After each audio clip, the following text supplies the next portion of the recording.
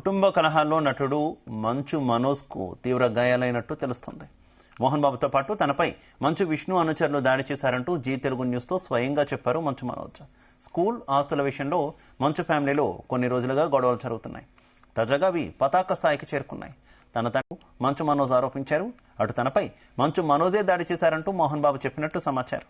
అయితే అసలు గొడవ జరగలేదంటూ మంచు ఫ్యామిలీ ఒక ప్రకటన విడుదల చేస్తూ తీవ్ర గాయాలతో మనోజ్ ఆసుపత్రిలో చేరుతుండడంపై పలు అనుమానాలు కలుగుతున్నాయి.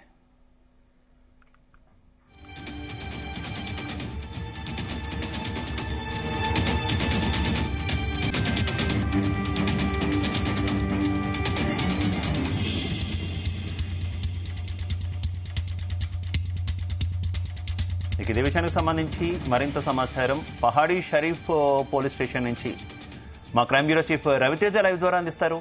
రవితేజ,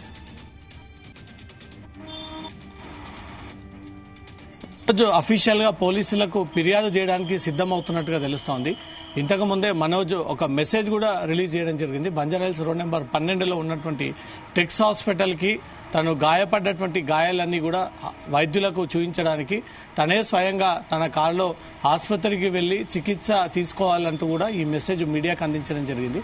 తనకు తీవ్ర గాయాలయ్యాయని ఉదయం తను మీడియాకు కన్ఫర్మ్ చేయడము, అనేక చోట్ల అనేక వైపుల నుంచి కూడా నాపై ప్రైవేట్ వ్యక్తులు తన తండ్రి మిగతా బౌన్సర్లంతా కూడా దాడి చేశారంటూ కూడా తను కన్ఫర్మ్ చేయడము, నిజంగానే మనోజ్కి గాయాలు జరిగాయా లేవా లేదా ఇవన్నీ కూడా రూమర్స్ క్రియేట్ అవుతా ఉన్నాయన్న ఈ క్రమంలో తను ఆసుపత్రికి వెళ్తున్నానంటూ కూడా ఇచ్చినటువంటి మెసేజ్ ఒక్కసారిగా కలవరానికి గురి చేస్తూ ఉంది. నిజంగానే అనేక గాయాలతో సఫర్ అవుతా ఉన్నాడా, అనేక వైపుల నుంచి అతనిపై దాడి చేశారా, ఎక్కడెక్కడ అతనిపై దాడి చేశారు, ఇప్పటికి కూడా అతనికి బ్లడ్ బ్లీడింగ్ అవుతా ఉంది అని కూడా ఉదయం నుంచి కూడా ఒక రూమర్స్ క్రియేట్ అవుతా ఉన్నాయి. దానికి చికిత్స తీసుకోవడానికి రోడ్ నెంబర్ 12లో ఉన్నటువంటి టెక్స్ ఆసుపత్రికి మనోజ్ మరి కాసేపట్లో వెళ్ళి అక్కడ ట్రీట్మెంట్ తీసుకొని ఎమ్మెల్సీ రిపోర్టు సేకరించి ఆ ఎమ్మెల్సీ రిపోర్టు తీసుకొని ఇదే పాడి షరీఫ్ పోలీస్ స్టేషన్లో మరి కాసేపట్లో ఫిర్యాదు చేయనున్నాడు మంచు మనోజ్ అంటూ కూడా తన కార్యాలయ టీము ఒక మెసేజ్ కూడా రిలీజ్ చేసింది. బంజారాహిల్స్ రోడ్ నెంబర్ 12లో ఉన్నటువంటి టిక్స్ హాస్పిటల్కి మంచు మనోజ్ వెళ్ళి అక్కడ ట్రీట్మెంట్ తీసుకొని ఎక్కడ గాయాలయ్యాయి, ఏ చోట గాయాలయ్యాయి, సీరియస్గా ఉన్నటువంటి గాయాలు ఏవైనా ఉన్నాయా, చేతులతో కొట్టారా, ఇంకేవైనా వీళ్ళు పరికరాలను ఉపయోగించి మనోజ్ పైన దాడి చేశారా, వినయ్తో పాటు కొంతమంది ప్రైవేట్ సెక్యూరిటీ తన పైన దాడి చేశారంటూ కూడా మనోజ్ ఉదయాన్నే ఆ విషయాన్ని కన్ఫర్మ్ చేశారు. కేవలం చేతులతో కొట్టినట్టయితే స్వల్ప గాయాలు ఉండేటువంటి ఛాన్స్ ఉంది. ఏమైనా పరికరాలను ఉపయోగించి కర్రలతో కానీ ఇతర ఏవైనా ఇనుప రాళ్లతో కానీ కొట్టినట్టయితే తన నెట్టేసి కింద పడినట్టయితే కూడా అనేక చోట్ల గాయాలయ్యేటువంటి ఛాన్స్ ఉంది. ఆ ఎమ్మెల్సీ రిపోర్టు మనోజ్ సేకరించి ఎమ్మెల్సీ రిపోర్టు తీసుకొచ్చి తనకు ఇన్ని చోట్ల గాయాలయ్యాయి, ఇంతమంది దాడి చేశారు, ఈ వైపు నుంచి వచ్చి తనపై దాడి చేశారనే దాని గల ఆధారాలు కూడా పోలీసుకి రావాలి. ఆ పోలీసులకు ఆధారాలు వస్తేనే అటు మోహన్ బాబు పైన కానీ, సెక్యూరిటీ సిబ్బంది పైన కానీ, ప్రైవేటు వ్యక్తులపై కానీ, వినయ్ పైన కానీ తను ఎవరైనా అనుమానాన్ని వ్యక్తం చేసి ఆ పేర్లను మెన్షన్ చేస్తారో వారందరిపై కూడా పోలీసులు కేసులు నమోదు చేసేటువంటి అవకాశం ఉంటుంది. తన గాయాలు అయ్యాయి కాబట్టే ఆ దాడిలో తనను తీవ్రంగా గాయపరిచారు కాబట్టే మనోజ్ ఆసుపత్రికి వెళ్తున్నానంటూ ఒక మెసేజ్ ఇవ్వడం జరిగింది. మరి కాసేపట్లో బంజారాహిల్స్లో ఉన్నటువంటి ఆసుపత్రికి వెళ్ళి తను చికిత్స అందించి ఆ చికిత్స ద్వారా వచ్చేటువంటి మెడికల్ రిపోర్ట్ని స్వీకరించి అక్కడి నుంచి కూడా నేరుగా పోలీస్ స్టేషన్కి వచ్చి పాడి షరీఫ్ పోలీస్ స్టేషన్లో మనోజ్ ఫిర్యాదు చేయనున్నాడు. ఫిర్యాదు తర్వాత పోలీసులు ఉదయం నుంచి ఎంక్వైరీ చేశారు.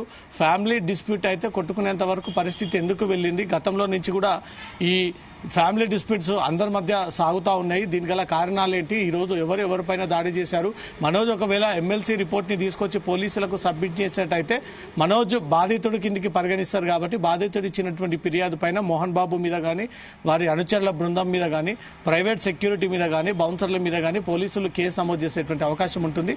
అక్కడ జరిగిన సన్నివేశాలన్నీ కూడా అక్కడికి వెళ్ళి పోలీసులు ఎంక్వైరీ కూడా చేశాడు. అక్కడ ఉన్నటువంటి ప్రత్యక్ష సాక్షులను కూడా అడిగి వివరాలు కూడా సేకరించారు.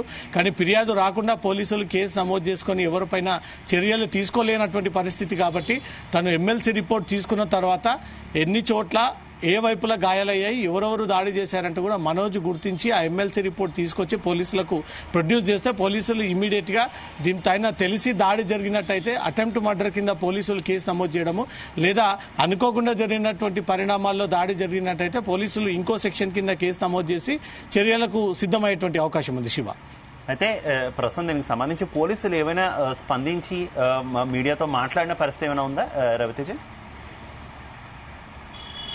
ఇటు పోలీసులు తమకు అధికారికంగా ఫిర్యాదు అందలేదు, డయల్ 100 ద్వారా వచ్చినటువంటి సమాచారంతో బ్లూ కోట్స్ పాట్రోలింగ్ టీం అక్కడికి వెళ్ళి ఎంక్వైరీ చేస్తే ఫ్యామిలీ డిస్ప్యూట్స్ కారణంగా ఏదైనా మాట అనుకోవచ్చు, కానీ దాడి జరిగింది అనే దానిపై కూడా ఇటు మనోజ్ నుంచి ఫిర్యాదు రాలేదు, మంచు మోహన్ బాబు నుంచి ఫిర్యాదు అయితే అందలేదు. ఎంక్వైరీ చేశాము, అక్కడ సాక్షులని పిలిపించాము, అడిగాము, ఏం జరిగిందన్న వివరాలు తీసుకున్నాము అంటారు. ఒకవేళ ఫిర్యాదు అందితే అక్కడ ఉన్నటువంటి సీసీటీవీ ఫుటేజ్లను కూడా పోలీసులు పరిశీలించేటువంటి రైట్ ఉంటుంది. కాబట్టి తమకు ఫిర్యాదు అందలేదు అనేది పోలీసులు, తన పైన దాడి జరిగింది అనేది మాత్రం మనోజ్ డెఫినెట్గా ఈ విషయాన్ని ధృవీకరించడం జరిగింది. తను దాడి చేశారు, తను తీవ్రంగా గాయపడ్డాను, తనకు అనేక చోట్ల అనేక వైపుల నుంచి కూడా వచ్చి తన పైన దాడి చేసి మూకుమ్మడిగా తన పైన అటాక్ చేసేటువంటి ప్రయత్నం చేశారన్నట్టుగా మాత్రం మనోజ్ దీన్ని కన్ఫర్మ్ చేయడం జరిగింది.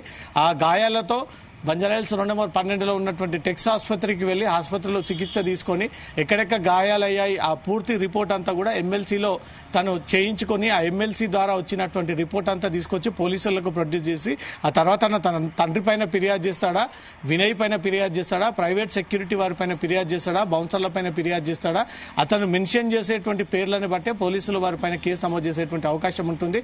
తన గాయాలయ్యాయి అంటూ తెలపడం కోసమే ఒక మెసేజ్ ఇచ్చి ఆసుపత్రికి వెళ్తున్నానని ఒక ఇన్ఫర్మేషన్ ఇచ్చాడంటే తను లీగల్ చర్యలకు సిద్ధం అవుతా ఉన్నాను ఒక ఇన్ఫర్మేషన్ కూడా మీడియాకు కూడా పాస్ చేశాడు. ఈసారి ఎట్టి పరిస్థితుల్లో తనపై దాడి చేసినటువంటి వ్యక్తులను వదిలేదే లేదన్న ఒక ఉద్దేశంతో మనోజ్ ఆసుపత్రికి వెళ్ళి ఆ ఎవిడెన్స్, మెడికల్ ఎవిడెన్స్ అంతా కూడా తీసుకొని తీవ్రంగా గాయాలయ్యాయి, అనేక చోట్ల తన గాయాలు ఉన్నాయి, తను తట్టుకోలేకపోతా ఉన్నాను, అక్కడ జాయిన్ అవ్వాల్సి ఉంటుంది, అడ్మిట్ అవ్వాల్సి ఉంది అంటూ మాత్రం అడ్మిషన్ ఏదైనా తీసుకుంటే మాత్రం తీవ్రంగా గాయపడినట్టే అనుకోవాలి. మీడియాతో మాట్లాడేటువంటి అవకాశం కూడా ఉంది. లేదా స్వల్పంగా ఎక్కడెక్కడ గాయాలయ్యాయో అవన్నీ కూడా డాక్టర్లకి చూపించి వాళ్ళు ఇచ్చేటువంటి రిపోర్ట్ని బట్టి పోలీస్ స్టేషన్కి వచ్చి పోలీస్ స్టేషన్లో ఫిర్యాదు అందజేసి ఆ వ్యక్తులపైన చర్యలు తీసుకోమని కోరేటువంటి అవకాశం ఉంది. Shiva. Right, okay, thank you.